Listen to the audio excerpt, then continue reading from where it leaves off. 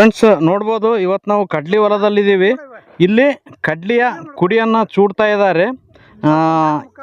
ಈ ರೀತಿ ಕಡ್ಲಿಯ ಕುಡಿಗಳನ್ನು ಚೂಟುವುದರಿಂದ ಗಿಡ ಪುಟಾವು ಬರ್ತದೆ, ಅಂದರೆ ಟೊಂಗೆಗಳು ಜಾಸ್ತಿ ಅಭಿವೃದ್ಧಿ ಆಗ್ತದೆ. ಈ ರೀತಿ ಮಾಡೋದ್ರಿಂದ ಕಾಯಿಗಳ ಕೂಡ ಸಂಖ್ಯೆ ಜಾಸ್ತಿ ಆಗ್ತದೆ.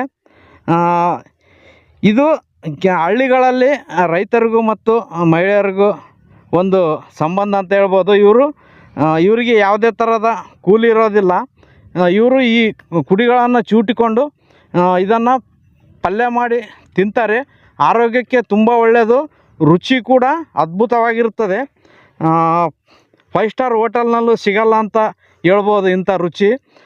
ಹಾಗಾಗಿ ಇವರು ಪಲ್ಯನ ಚೂಟ್ಕೊಂಡು ಹೋಗ್ತಾರೆ ಮತ್ತು ಹೊಲದವರಿಗೂ ಕೂಡ ಒಂಥರ ಅನುಕೂಲ ಆಗ್ತದೆ. ಯಾಕಂದರೆ ಇದನ್ನು ಕೂಲಿ ಕೊಟ್ಟು ಚೂಡಿಸ್ಬೇಕಂದ್ರೆ ತುಂಬ ಖರ್ಚು ಬರ್ತದೆ.